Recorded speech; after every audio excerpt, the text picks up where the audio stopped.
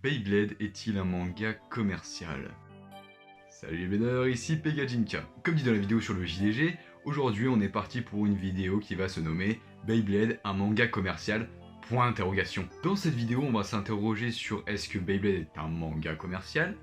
Et aussi sur qu'est-ce que c'est un manga commercial. Parce que oui, même si la notion est à peu près acquise pour tout le monde, elle est à mon sens pas assez objective et trop biaisée. Et en plus moi vous me connaissez, les idées reçues, j'aime bien les démonter. Du coup, on va d'ores et déjà répondre à la question posée en intro. Est-ce que Beyblade est un manga commercial? Oui. Je ne vais pas tourner autour du pot pendant 20 ans, c'est une vérité objective qui serait idiot de nier. Oui, Beyblade est un manga dit commercial. En effet, le manga a bel et bien été créé dans le but de vendre des toupies au Japon. Contrairement à certains mangas, on va d'abord voir l'histoire, puis après les produits dérivés. D'ailleurs, cette notion de produits dérivés, faut bien la comprendre. Dans la plupart des mangas, le support de base est justement le manga lui-même, et les produits dérivés sont les jouets, les OST, les films et les jeux vidéo par exemple. Ici, le support de base c'est les toupies, et les produits dérivés, c'est le manga. Et voilà, Beyblade c'est un manga commercial et par conséquent de la merde, rentrez chez vous, fin de l'histoire.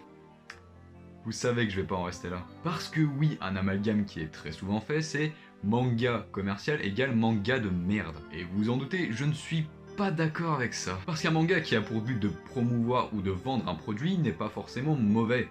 Ça a même rien à voir à vrai dire. Pour moi, la qualité d'un manga réside dans son scénario, son sous-texte, ses personnages, son concept, l'exploitation de ce dernier, et beaucoup trop de choses que j'oublie. Et pour le coup, ces qualités ne dépendent en aucun cas de s'il a été créé pour vendre un jouet ou non. La seule chose sur laquelle on peut chipoter, c'est que vu que le manga se base sur des jouets, il a des contraintes. Par exemple, telle semaine, tu dois présenter tel produit. Mais soyons honnêtes, c'est pas forcément une contrainte. Ça peut être un outil pour créer un univers à ton manga. MFB en étant le meilleur exemple, avec le système des constellations qui a été instauré par le jouet puis exploité par l'anime, avec les Bladers des planètes, du triangle des 4 saisons, etc.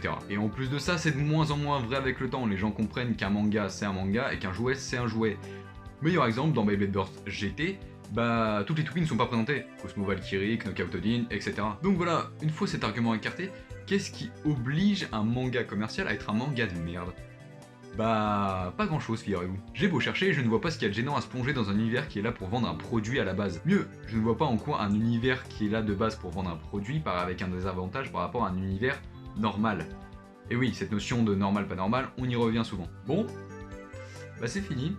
Putain, c'était court, j'aurais peut-être dû en parler dans ma vidéo sur le JDG finalement. Je rigole, ça va. Et oui, parce qu'il est temps de parler de notre second point. C'est quoi vraiment un manga commercial?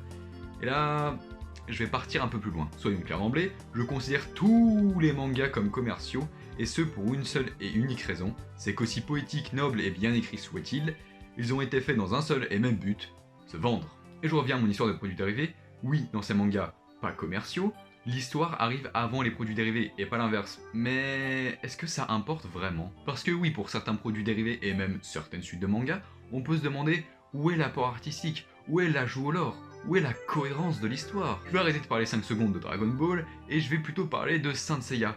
On peut en parler de toutes ces armures? Bordel, il y a 25 armures par chevalier et ils sont tous mis en avant par les produits animés et iconographiques.